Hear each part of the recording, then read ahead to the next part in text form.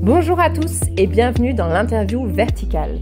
Je suis Charlotte de Montagne en Seine et aujourd'hui j'ai le plaisir d'échanger avec Aurélien Lardy, un jeune skieur très prometteur connu avant tout dans le ski de pentraide où il a d'ores et déjà accompli des descentes assez exceptionnelles. Alors Aurélien, il a 28 ans, il a grandi à Chamonix où il a fait du ski alpin en compétition jusqu'à ses 21 ans. Avant tout en géant et en super G, il a même atteint la Coupe d'Europe. Mais depuis 7 ans, il a quitté la compétition pour se consacrer à la montagne, au freeride et surtout au ski de pentraide. L'année passée, il est parti en Alaska où il a fait 50 jours en autonomie pour traverser le massif du Denali, ce qui a donné lieu au film Les Jours Sauvages. Et aujourd'hui, j'ai la chance de l'interviewer pour son film Painting the Mountains qui se déroule en Patagonie à El Chaltén où là, il s'attaque à des pentes plus raides que raides qui sont des pentes complètement suspendues au milieu des massifs granitiques d'El Chaltén. Et c'est parti pour l'interview verticale d'Aurélien Lardy. Salut Charlotte, écoute, merci vraiment de m'accueillir sur le podcast Montagne en Seine. Pour moi c'est quelque chose d'assez spécial, qui a une résonance assez forte parce que c'est vrai que j'ai toujours rêvé de Montagne en Seine, je me suis toujours déplacé sur nombreuses éditions et pour moi cette année d'avoir un film Painting the Mountains qui s'est passé en Patagonie avec Jules Saucier et Vivian Brucher, c'est vraiment quelque chose de fort et je suis impatient vraiment d'échanger avec toi sur ce sujet. Et de rencontrer le public tout au long de ce voyage. On est encore pas là. Ah, je vois juste le sommet là. Regarde, il sort le sommet là. Waouh. Oh papa. Holy shit. Alors moi j'étais jamais allé en Patagonie, les copains n'y étaient jamais allés non plus. Par contre, moi j'avais eu écho de la part d'un membre du GMHM, donc le groupe militaire de haute montagne, qui m'avait parlé justement de El Chaltén et notamment des couloirs en face ouest du Fitzroy. Il m'avait dit il y a des couloirs de 1000 mètres de haut, monstres beaux avec des couleurs hallucinantes. T'as vu la ramp? La maxi ramp. Elle est expo celle-là. Il y a de la place que pour les monoskis là-bas. Je pense qu'on va halluciner de la taille des montagnes. Il me disait que là vraiment il y avait un potentiel de fou et ça part d'abord de là. Donc il s'appelait Antoine Bléton, ce membre du GMHM. Et puis après de fil en aiguille, tu te penches un petit peu sur des photos au travers d'internet, des livres, des topos, etc. Et puis tu tombes assez rapidement amoureux de ces pics granitiques et de ces couloirs juste hallucinants que tu peux retrouver que là-bas.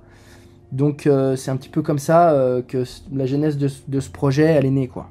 Alors juste avant la Patagonie, je revenais d'une expédition en Alaska qui a été pour moi jusqu'à aujourd'hui l'expédition la plus hallucinante et la plus difficile que j'ai eu à faire. Parce qu'en gros, le projet qu'on avait sur papier, c'était de traverser tout le massif du Denali, donc de nord en sud. C'est quelque chose qui avait jamais été fait. Donc le but, c'était de partir à une 50aine de kilomètres au nord du Denali et de rejoindre l'océan 500 km plus bas. Pour ça, on avait une 50aine de jours devant nous, on avait compté 55 jours maximum. On a mis 50 jours, et donc sur ce trajet incroyable, on a eu beaucoup de péripéties, des conditions très difficiles, notamment avec la météo. Et puis surtout, ce qui motivait, c'était de pouvoir skier le Denali, qui est le plus haut sommet d'Amérique du Nord, et le Mont Foraker, qui est lui le 3e plus haut sommet d'Amérique du Nord. Et donc sur cette épopée de malade, on a réussi à cocher toutes les cases. Et donc c'était une expérience de malade mental. Moi, mon retour d'Alaska, déjà, il a été assez complexe parce que 50 jours en autonomie, tout seul, avec 3 potes, tu vois, dans la tente, en fait, au bout d'un moment, tu redeviens vraiment animal. Sur 50 jours, bien sûr qu'à un moment donné, le temps, il n'existe plus. Il y a plein de notions de la vie de tous les jours et du quotidien qui disparaissent. C'est un sentiment qui est juste incroyable. Moi, c'est ça aussi qui m'a marqué sur ce voyage-là. C'est que vraiment, tu déconnectes et tu quittes la planète Terre, tu vois. Et le retour, il a été assez complexe pour moi parce qu'en fait, quand t'es replongé dans la société, les news, les discussions, etc., tu vois, en fait, la vie, elle avance sur place, chez toi, et toi, t'es dans ton monde. Et quand tu reviens, t'as pas avancé, alors que les gens autour de toi, eux, ont avancé dans leur vie. Et donc ça a été assez rude, moralement. J'avais qu'une envie, c'était d'être replongé dans ce monde sauvage, tu vois. Et c'est vrai qu'au début, si tu veux, j'étais tellement en quête. Ce qu'on avait vécu, ça avait été tellement intense en Alaska, Campata, j'étais un peu en quête de quelque chose d'assez similaire. Et du coup, au début, j'étais presque un peu déçu parce que ce que je vivais, c'était pas assez intense, c'était trop différent et je comparais trop et en fait, il y avait pas du tout à comparer. Donc en fait, finalement, j'ai discuté avec les copains, ça m'a fait du bien, tu vois, j'ai même pleuré, enfin, j'étais vraiment, c'était hyper intense, quoi. Et du coup, bah finalement, j'ai réussi à me replonger vraiment dans ce projet avec les copains, avec une chance inouïe d'être sur place. Et puis bah voilà, moi, il y avait vraiment ce rêve absolu qui était la rampe Wheelance. À l'aiguille Point Snow, donc bah, quand tu l'as sous les yeux, bah, ça m'a tout de suite remis dans le droit chemin et puis j'ai réussi à me reposer et puis à vraiment viser ces objectifs-là. Putain, comme je suis un skier, mon gars. C'est comme si tu rêves d'un truc toutes les nuits pendant des années et d'un coup t'es plongé dans la réalité dedans, tu vois. Et que c'est encore mieux que ce que tu imaginais. Et du coup, comment ça fonctionnait avec Vivian, Jules et même Mathieu? Et est-ce que vous aviez déjà fait des choses ensemble auparavant? Ouais, alors avec Jules, moi c'est un copain de très longue date avec qui on courait quand on était en ski alpin en compétition. Jules avait arrêté quelques années avant moi, j'ai pu courir jusqu'en Coupe d'Europe. Vivian, pour la petite anecdote, Vivian m'a coaché quand j'étais gamin, tu vois, quand j'étais au collège, quoi. C'est une histoire incroyable. Et puis en fait, de fil en aiguille avec Viv, on s'est énormément rapprochés ces dernières années. Il fait vraiment partie de ces figures qui m'ont motivé, qui ont motivé mon ski et qui ont façonné ma vision. Hein. Ouais, trop marrant parce que j'avais vraiment une question sur votre relation avec Vivian aussi. Ouais. Et ce côté, est-ce qu'il y avait justement ce côté un peu mentorat entre lui et toi? Ouais, les gens le disent en tout cas. Moi, ça me réjouit complètement d'entendre ça. Parce que, en fait, si tu veux, comme je te dis, c'est vraiment une figure pour moi emblématique du ski de pentraide. Et puis il a vraiment façonné, je te dis, ma vision et ma motivation à aller dans cette discipline-là. Viv, il était compétiteur en ski alpin, puis après il a viré sur le freeride, et puis du freeride, il a levé les yeux vers la montagne, et moi j'ai vraiment eu ce même parcours-là. Les gens aujourd'hui parlent d'un mentorat, comme tu dis, entre Viv et moi, et puis bah moi c'est vrai que bien sûr, je m'inspire et je me nourris complètement de tous les jours qu'on passe ensemble. Vous aviez déjà fait des expés ensemble? On avait fait une expé ensemble avec Jules et au Pérou en 2020, je crois, 2020 ou 2021, après Covid. Là, on était parti 2 mois au Pérou, dans la Cordillère Blanche, on avait skié pas mal de 6000. Et avec Viv, en revanche, on n'était jamais parti en expédition. Et ça a été, bah quand même, tu vois, au final, on revient avec la descente la plus marquante de nos vies de skieurs jusqu'à aujourd'hui, quoi. Vous étiez 3 skieurs et avec Mathieu aussi, vous étiez quand même très souvent à 4 voire plus. Qu'est-ce que ça apporte, ce groupe et cet esprit de groupe? Eh ben, la cordée, hein, en ski de pentraide, elle est tout aussi importante qu'en alpinisme, en fait, parce que bah, t'as toujours besoin un petit peu de te poser des questions, d'avoir un seul et même avis. Si t'es en solo, bah, c'est assez complexe, parce que finalement, des fois, tu vas renoncer alors que, en fait, tu aurais pas besoin, ou des fois, tu vas y aller alors que non, il faudrait pas. On partage beaucoup chacun nos avis, il y a pas de problématique d'ego. C'est pur et dur, et c'est aussi comme ça qu'une cordée, elle se crée, hein. Il faut avoir une confiance absolue en ton compagnon de cordée, avec la personne avec qui t'évolues, surtout dans ce genre de projets qui sont quand même vraiment radicales. Hein. Donc c'est vraiment ça qu'on s'est apporté. Et puis Mathieu, le photographe, bah, lui, il avait cette vision vraiment artistique.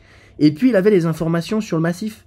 C'était hyper complémentaire. Et puis il y avait vraiment un échange hyper intéressant entre sa vision artistique, tu vois, de la photographie, de ce qu'il voulait ramener des montagnes, etc. Et puis nous, notre vision et notre volonté de créer de nouveaux itinéraires, de tracer de belles lignes, des choses qui nous parlent, qui nous sautent aux yeux et dans lesquelles on rêve d'aller glisser, quoi. Et du coup, là, donc vous êtes à 3 et comment est-ce que vous choisissez en fait la personne qui va partir en premier sur de telles lignes? Alors la question, elle s'est pas vraiment posée jusqu'à la rampe Wheelance. Si tu veux, en gros, donc dans le film, tout n'a pas été répertorié. En gros, en Patagonie, on a fait 7 ouvertures. Dans le film, il y en a que 2 de répertoriés. Pour le fil de l'histoire. Dans toutes ces différentes lignes, si tu veux, c'est un échange qui se fait, naturel. Il n'y a pas vraiment de questions qui se posent parce que c'était des lignes qui étaient quand même différentes à celles de la Wheelance, qui étaient vraiment très très radicales et hyper impressionnantes. Donc en fait, peu importe, le premier qui est prêt, qui est motivé, etc., on échange, et ben il n'y a pas de souci, il ouvre. Et puis après, en fait, c'est un système de roulement. Si tu veux, le premier va faire une section de 100 mètres. Puis le second qui le suit, eh ben, il va prendre le relais, il va faire les 100 mètres d'après, et ainsi de suite. Et c'est vraiment comme ça qu'on fonctionne. Et bah, à la Wheelance, par contre, c'est vrai que bon, bah là, il n'y a pas eu ce truc de bon, bah, il n'y a pas de souci, on se pose pas de questions, on y va. Viv, lui, avait pas vraiment la volonté, je crois, de forcément ouvrir. Donc la question s'est plutôt posée entre Jules et moi, et puis je pense qu'on avait tellement envie d'attaquer cette descente de malade que on l'a joué au Shifumi. Tranquille. Shifumax? Allez, petit Shifumix. Donc j'ai eu la chance de gagner, et puis j'ai pris l'opportunité de commencer à ouvrir la pente. Allez, j'attaque. J'attaque, mon gars. J'attaque. Dans des lignes comme ça, comment est-ce que tu gères la peur à la fois pour toi et à la fois vis-à-vis de tes compagnons que tu vois descendre soit avant, soit après toi? Et ben justement, je pense que dans nos systèmes de cordée en ski de pente raide, si tu veux, tu vas vraiment créer des affinités, tu vas vraiment empiler de l'expérience, et puis en fait ça permet... Une cordée, il faut avoir une confiance absolue en ton compagnon, quoi, en ton pote avec qui tu évolues dans ces pentes. Donc déjà, c'est un travail en amont où tu vas aller faire plusieurs sorties, tu vois si ça match avec la personne, si tu peux être copain, si la vision elle est la même, si le gars il est pas trop cramé, tu vois, s'il engage pas trop, si... Voilà. T'essaies un petit peu de voir tout ça, et puis une fois que ce panel-là il est coché et que c'est fait, et ben dans la pente, en fait, c'est un échange qui se met en place, et comme je te disais, si tu veux, dès qu'il y en a un qui va se sentir mal, s'il faut mettre un bout de corde, et ben il n'y a pas de problème, on va tous mettre un bout de corde.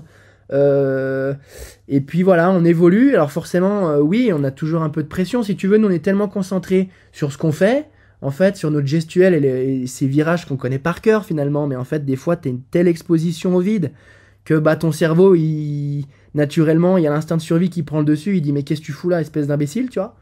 Et du coup, c'est aussi ce jeu de la pente raide, et c'est là que le jeu commence vraiment, quoi.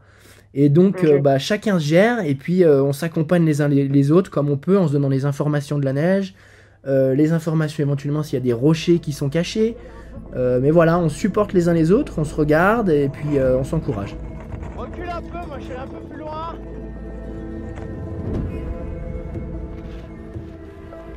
Ce que vous faites, c'est des ouvertures, donc c'est des lignes qui n'ont jamais été skiées. Et comment ça s'appréhende ça? C'est-à-dire, est-ce que vous faites de la visualisation ou vous essayez de dire, ok, je serai comme ça à cet endroit, comme ci au milieu?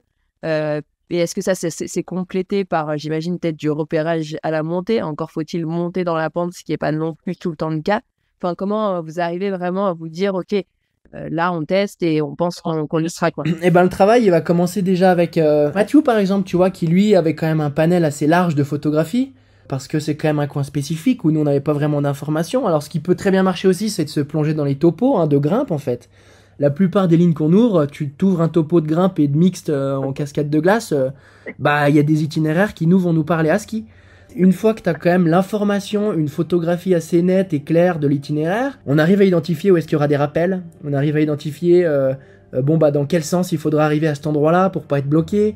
Donc en fait, rien qu'avec une photo, t'arrives vraiment à te plonger dans l'itinéraire, t'arrives à te projeter dans la face, et du coup, quand t'arrives sur place, après, t'as cette remontée d'itinéraire, si tu remontes l'itinéraire, qui elle va te donner toutes les dernières informations. Tu vas même pouvoir à la montée équiper s'il faut des relais pour faire des rappels.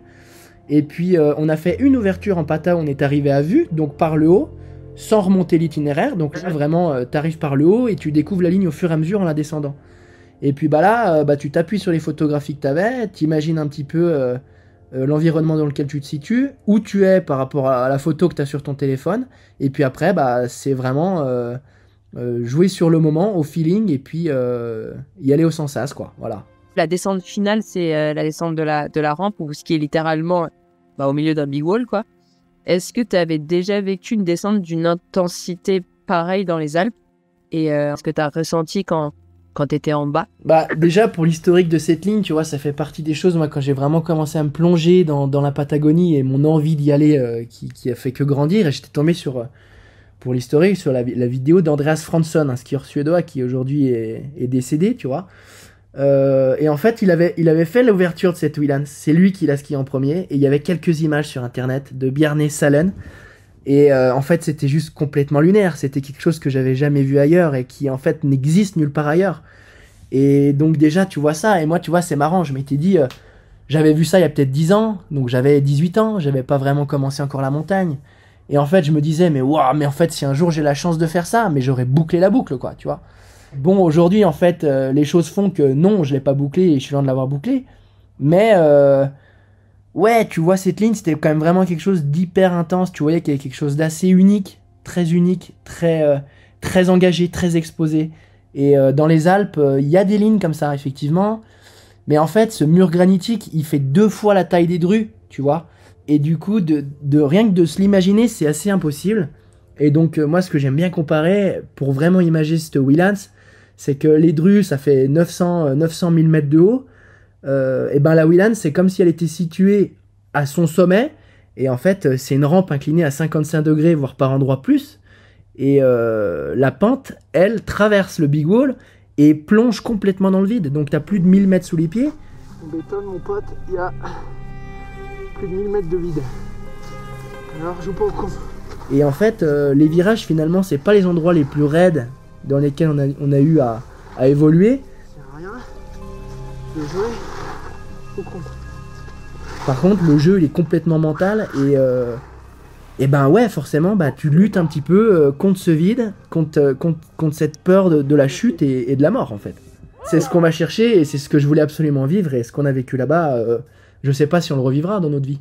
Et arrivé en bas, quoi, t'avais j'imagine, beaucoup de joie, beaucoup de fierté et du soulagement aussi. Ouais, et puis moi, tu sais, j'ai un peu la sensation d'être très spectateur de ce que je fais. Et en fait, pour moi, c'était... Waouh, j'ai eu la chance de faire la même chose qu'Andreas Fransson. Et en fait, c'est ultime, parce qu'avec du recul, c'est quelque chose de quand même assez fort. C'est une performance qui reste quand même vraiment puissante, tu vois. C'est quelque chose d'assez grand. Et puis, de vivre ça avec Jules, qui fait partie de mes meilleurs amis, et Vivian, qui est mon inspiration première presque dans ce monde-là, bah ça pouvait pas être mieux. Donc bien sûr qu'en bas, tu vois, avec Viv, on se prend dans les bras. Viv, il a la voix qui tremble, on a tous les deux les larmes aux yeux. Voilà, c'est quelque chose de très très fort, c'est ce qu'on est allé chercher là-bas.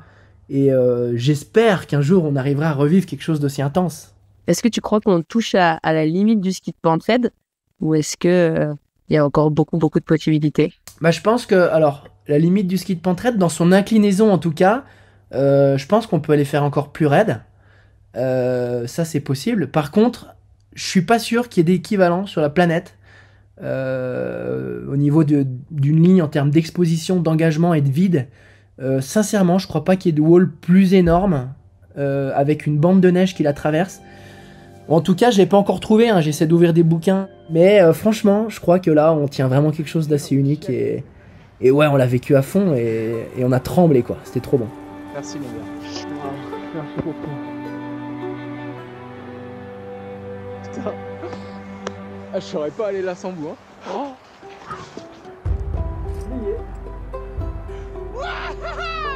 Au fur et à mesure, je trouve, dans le film, on sent vraiment qu'il y a une belle évolution dans vos relations avec les locaux.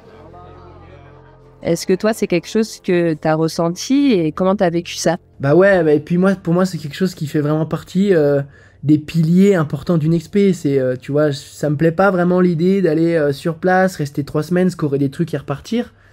J'aime vraiment l'idée de m'intégrer dans la population, dans les locaux, dans la ville dans laquelle tu es. C'est pour ça qu'en général, quand je pars, bah je pars assez longtemps. C'est rarement moins d'un mois, un mois et demi. Et en fait, là, c'était tout l'intérêt. C'était qu'on avait envie de rester 2 mois sur le papier. Au final, on est resté 1 mois et demi. Et puis, c'était aussi la volonté de Mathieu. Il avait plein de potes, il connaît parfaitement tout le village, etc. Et lui, il voulait vraiment nous le montrer, ça. Et nous, on avait vraiment à cœur de le vivre. On a eu la chance. Finalement, ça, c'est quelque chose que tu peux vivre que quand tu restes longtemps. On est resté longtemps.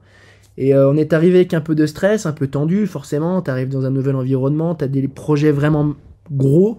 Donc, bien sûr qu'en fait, bah, t'as le palpitant, t'as peur, etc. Et puis, de fil en aiguille, eh ben, on a eu la chance de rencontrer toute la population et tout le monde de l'alpinisme d'El Chalten. Et en fait, les gens étaient juste incroyablement gentils. Ils nous ont accueillis à bras ouverts et ils nous ont tout montré, quoi. Donc, ouais. Tu vois, aujourd'hui, c'est ce qu'on se disait, c'est qu'on a envie que d'une chose quand nous, on re-regarde ce film, et ben, c'est de retourner voir les gens là-bas et puis de retourner faire la fête et de retourner en montagne avec eux, faire des barbecues. Enfin, vraiment, la population, le monde d'El Chalten, les copains d'El Chalten nous manquent réellement, quoi. Est-ce qu'il y a quand même de la place pour la déconnade entre potes dans des aventures comme ça?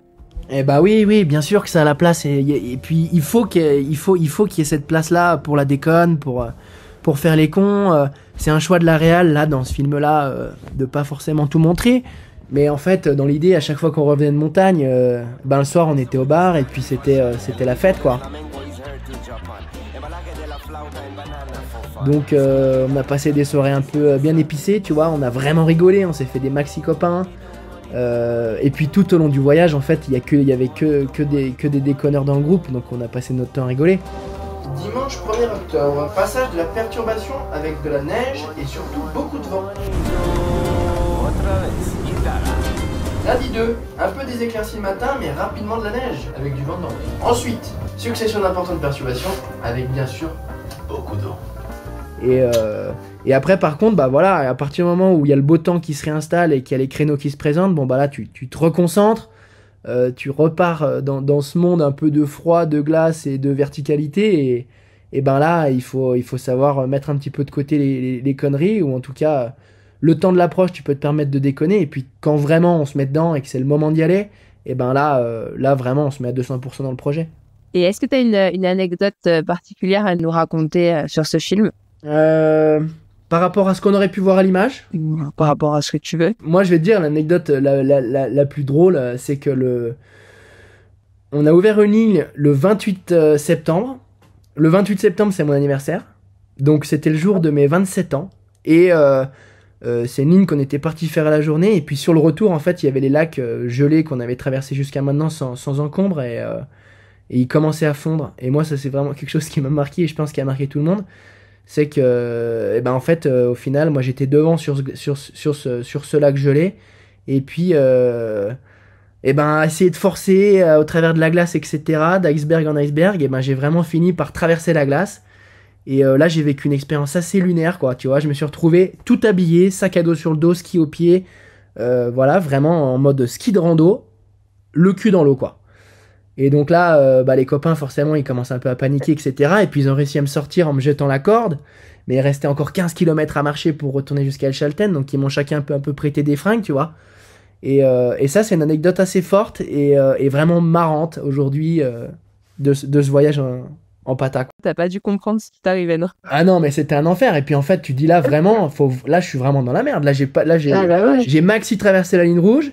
Je suis complètement jusqu'au cou dans l'eau à 1 degré, tu vois. Au fin fond de la pata, on est à 15 km d'El Chalten. Bon bah là ça sent pas bon, quoi. Là ça sent pas bon. Et puis finalement tout s'est très bien passé et puis ça reste un souvenir génial. C'est aussi pour ça qu'on aime partir en expé. C'est ce genre de petites choses qui te marquent et qui sont géniales à vivre. Pour finir, est-ce que toi tu vis de ton statut de skieur professionnel ou est-ce que tu aspires, à d'autres choses comme devenir guide ou autre ? Alors moi ces dernières années j'ai eu la chance de me professionnaliser. J'ai jamais vraiment eu la volonté de faire ça, je savais même pas que ça existait en fait. Moi mon rêve ultime c'était de courir un jour en Coupe du Monde de ski alpin, tu vois. Moi j'aime bien cette idée artistique de l'image, de pouvoir raconter des choses, de ramener des choses, voilà. Et donc j'ai tout de suite trouvé un peu chaussure à mon pied dans ce monde-là, et puis de fil en aiguille, au travers de mes projets, après des partenaires, des marques se sont intéressés à mon cas, et puis c'est comme ça qu'on a pu au fil des années créer de belles et grandes aventures. Tu vois, j'aime beaucoup découvrir, je suis hyper curieux de plein de choses, comme en Alaska où on a fait du kayak. Moi ces derniers hivers, c'est vrai que j'aime beaucoup prendre le snowboard. Je fais du parapente et puis mon rêve ultime ce serait un jour peut-être éventuellement de sauter en base jump ou de faire de la wingsuit. Donc en fait voilà, j'essaie un peu de m'enrichir de toutes les personnes que j'ai autour de moi, mais voilà, aujourd'hui j'ai la chance d'en vivre et je profite de cette petite parenthèse à fond, mais par contre j'ai plein d'idées pour le futur. Pour l'année prochaine, soit 2025, déjà l'hiver 2024-2025 devrait être assez mouvementé, notamment avec Vivian, plutôt autour des Alpes, pas loin de la maison. Et puis après, je travaille sur une expé un peu ultime dans son genre, qui me fait vraiment rêver, à l'idée un petit peu de comme on a fait en Alaska, de partir entre 40 et 50 jours, avec une notion cette fois-ci un peu nouvelle pour moi, à savoir de la navigation. Donc voilà, aller en baver un petit peu, vivre des choses très rares si possible, et puis partager de l'amour, du plaisir, des paysages et des expériences de dingue, voilà. Bon bah t'as l'air d'être un bon rêveur. Ouais, grave, je suis un enfant et c'est trop bien, et aujourd'hui voilà, on a la chance d'avoir aussi des festivals et des choses comme Montagne en Scène qui nous permettent d'exprimer tout ça et de le montrer et de laisser les gens aussi rêveurs à leur place.